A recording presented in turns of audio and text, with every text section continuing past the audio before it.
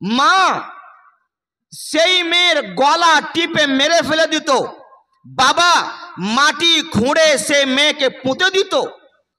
এই মতো অবস্থা ছিল।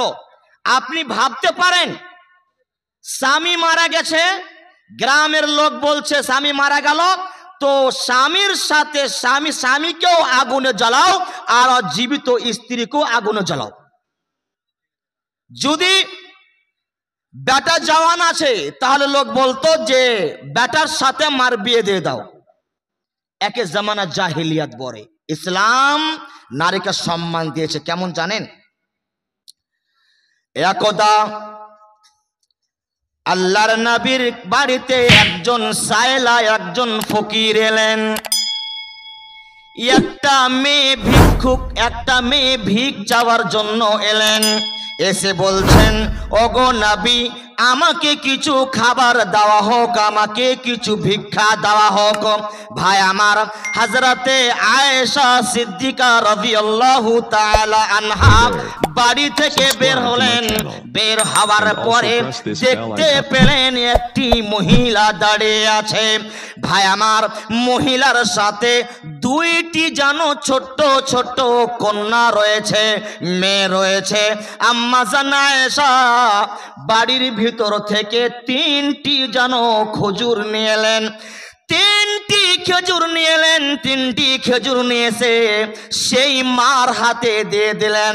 এবারে 3টি খেজুরকে মা কি করলেন, একটা করে 2টি মেয়ের হাতে দিয়ে দিলেন এবং একটি খেজুর নিজের কাছে রাখলেন খাবার জন্য।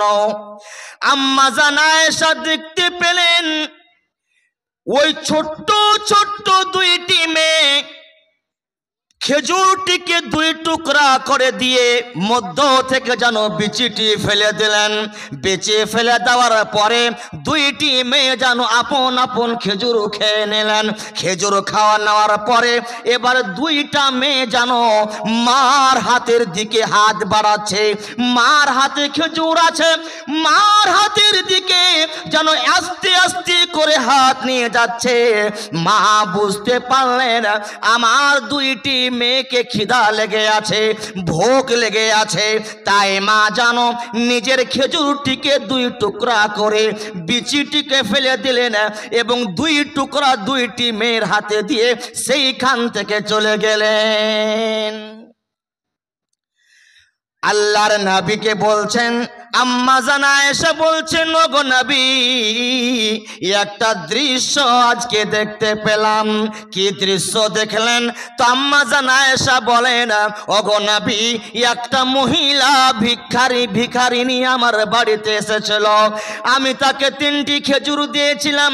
ছেলে 2টি, মেয়ে 2টি খেজুর খেয়ে নেওয়ার পরে মার খেজুর চাইলো, মা দিয়ে দিল। মা না খেয়ে সেইখান থেকে চলে গেল, নিজের খেজুর দিয়ে দিল। আল্লাহ নবী বলছেন, আয়েশা ভালো করে শুনেন, হে সাগরতলা গ্রামের বাসী ভালো করে শুনেন, নবী আমার বলছেন, ওগো আয়েশা, এই যে মহিলাটি যেইভাবে তার 2টি কন্যা সন্তানের সেবা করলো, নিজের কন্যা সন্তানকে খাবার খাওয়ালো, শোনো শোনো, যদি এই মহিলাটি যদি এই মতো যদি তার 2টি কন্যা সন্তানের যদি সেবা করে যায়, লালন পালন করে যায়, তাহলে তুমি শুনে নাও ওই মহিলাটি জান্নাতে যাবে। জান্নাতে কেন যাবে? ভাই আমার ভালো করে বুঝতে হবে জান্নাতে কেন যাবে। জান্নাতে এই জন্য যাবে যে ওই মহিলাটা নিজের মেয়ে, ছোট্ট ছোট্ট মেয়ের লালন পালন করবে, এই জন্য মাকে জান্নাতের সুসংবাদ দিলেন। তাহলে মেয়ে হলো রহমত। মেয়ে আমাদের জন্য রহমত, জহমত নয়। মেয়ে যদি আমাদের কাছে চলে আসে তাহলে এখনো অনেক লোক বলে, এবার তোর যদি বেটি হলো তাহলে তোকে তালাক দিয়ে দেবো, বলে না ভাই? এখনো এমন লোক আছে। বারে বারে বেটি হতে গেলে স্ত্রী কথা বলেই বলে, তার মা টেনে বলে। ভাই, মেয়ে কন্যা সন্তান রহমত। দেখেন এইখানে কন্যা সন্তানের জন্য আল্লাহর নবী জান্নাতের সুসংবাদ দিলেন। ভাই আমার, আল্লাহর নবী বলছেন শোনো, যদি কোনো মানুষের যদি 3টা মেয়ে থাকে, লালন পালন করে মানুষ করে সাবালিকা করে বেঁধে দিল, তাহলে পারে শোনো আল্লাহর নবী বলছেন ওই মা বাবা জান্নাতে যাবে। নবীকে জিজ্ঞেস করা হলো, ওগো আল্লাহর নবী, যদি 3টি না হয়, কাউরি যদি 2টি থাকে তো কি হবে? তখন আল্লাহর নবী বললেন 2টি মেয়ে থাকলেও যেন জান্নাতে যাবে। বন্ধু আমার, একটার প্রশ্ন করা হয়নি, যদি একটার প্রশ্ন করতো তাহলে আল্লাহর নবী বলতেন একটা মেয়ে থাকলেও তাকে জান্নাতে দেওয়া হবে। বন্ধু আমার, যারা মেয়ের বাবা আছে, শোনেন আপনাদের জন্য কত বড় কথা আল্লাহর নবী বলে গেছেন। নবী আমার বলছেন, ওরে দুনিয়ার মানুষ শোনো, খবরদার খবরদার তোমরা মেয়ের বাবাকে তোমরা গালি দিবে না। এই জন্য যে আমি হলাম মেয়ের বাবা, খবরদার তোমরা মেয়ের বাবাকে গালি দিবে না। বন্ধুরে আমার, মেয়ে ছোট্ট ছোট্ট মেয়ে, ইয়ার সেবা করলে মা বাবাকে জান্নাতের সুসংবাদ দেওয়া হয়েছে। যদি মেয়ে হয় আমাদের সমাজে, তাহলে মা খুব কষ্ট কাটে, খুব কষ্ট কাটে। কেউ বলে তুই যে লাগছে বেটি বিয়ানি হয়ে গেলি, হ্যাঁ? কেউ বলে আরে জানিস ওই অমুক পাড়ার ছোঁড়াটার স্ত্রী গোর সবই বেটি বিয়ানি। কত কত কথা। ভাই আমার, মা মা হয়েই সহ্য করে নাই, বাবা হলো পারতো না। মার দয়া মার ময়া আপনি এখন বুঝতে পারবেন না, যখন দুনিয়া ছেড়ে চলে যাবেন তখন মার ময়া বুঝতে পারবেন। মার ময়া আপনি বুঝতে পারেন মা কি জিনিস। তো মা এই ছোট্ট মেয়ে, ছোট্ট কন্যা একে লালন পালন করার জন্য মুহাম্মদ সাল্লাল্লাহু আলাইহি ওয়াসাল্লাম জান্নাতের সুসংবাদ দিয়েছেন। এবারে আমি এখানেই আমি ছোট্ট মেয়ে কন্যার কথা আমি ছেড়ে আমি স্ত্রীর কথা আসছি। মেয়েটি আস্তে আস্তে আস্তে আস্তে আস্তে আস্তে আস্তে আস্তে বড় হয়েছে, এবারে বিয়ে দিবে। বিয়ে দিবে তো বিয়ে দিবে তো বিয়ে কেমন ছেলে লাগবে? কেমন ছেলে লাগবে? গ্রামের মরল সাহেব বলছে, শোনো তুমি গ্রামের সম্মানীয় মানুষ, এমন একটা বৌমা আনতে হবে, এমন একটা বৌমা আনতে হবে যেন দেখতে খুব সুন্দর হয়, দেখতে খুব ফুটফুটে সুন্দর হয়। বন্ধু আমার, আবার কেউ যেন বলে যদি 4 চাক্কা না দেয় তাহলে বিয়ে করতে হবে না। আবার কেউ বলে যদি খানদান ভালো না হয় তো বিয়ে করতে হবে না। ভাই আমার, ভালো করে শুনেন, আল্লাহর নবী বলছেন, ওরে দুনিয়ার মানুষ শোনো, পৃথিবীর মানুষেরা যখন বিয়ে করতে যায় তখন তারা 4টি জিনিস দেখে। 1 নম্বর তারা দেখে মেয়ের সৌন্দর্য দেখে, মেয়ে সুন্দর কিনা, এ মেয়ে সুন্দর দেখে। 2 নম্বরে তার মাল দেখে, যে মেয়েটার বাবা কত মালদার রয়েছে, জমি জায়গা আছে কিনা, চাকরি আছে কিনা, অট্টালিকা আছে কিনা, মাল দেখে। তারপরে 3য় নম্বরে তার খানদানের দিকেও দেখে। আল্লাহর নবী বলছেন 4র্থ নম্বরে নবী বলছেন তারপরে কিছু দিনদারিও দেখে। নবী আমার বলছেন, ও দুনিয়ার মানুষেরা তোমরা শোনো, যখন তুমি বৌমা দেখতে যাবে, যখন তুমি স্ত্রী দেখতে যাবে, যদি সুন্দর নাই হয়, যদি মালদার নাই হয়, খানদান যদি ভালো নাই হয়, কিন্তু যদি সেই দিনদারি ইমানদারি হয়, নামাজি হয়, মুত্তাকি হয়, পরহেজগারিনী হয়, আল্লাহর নবী বলছেন তাহলে এই মেয়েটিকে তুমি বিবাহ করবে। আর যদি তুমি এই মেয়েকে তুমি বিবাহ যদি না করো, দিনদার মেয়েকে ছেড়ে তুমি এমন মেয়েকে বিয়ে করলে, সুন্দরও আছে, মালও আছে, খানদানও ভালো আছে, কিন্তু দিনদারি নাই, নবী বলছেন তুমি হালাক হয়ে যাও। তাহলে বউ দেখতে গেলে কি দেখবেন? দিনদারি। আচ্ছা, একটা লোক কি বলতে পারবেন জামাই দেখতে গেলে কি কি দেখতে হয়? কে বলতে পারবেন জামাই দেখতে গেলে কি দেখতে হয়? বৌমা দেখতে গেলে তো খুব চোখ ফেল ফেলিয়ে দেখেন পরের স্ত্রীকে। গ্রামের মডলেরাকে আল্লাহ প্রথম পিটবে, গ্রামের বুড়া গালাকে আল্লাহ প্রথম পিটবে। ইয়ারা গোটায় গ্রামেরই বউকে ওরা আগে দেখছে। দেখে না ভাই? চল হে বউ দেখতে যাবো।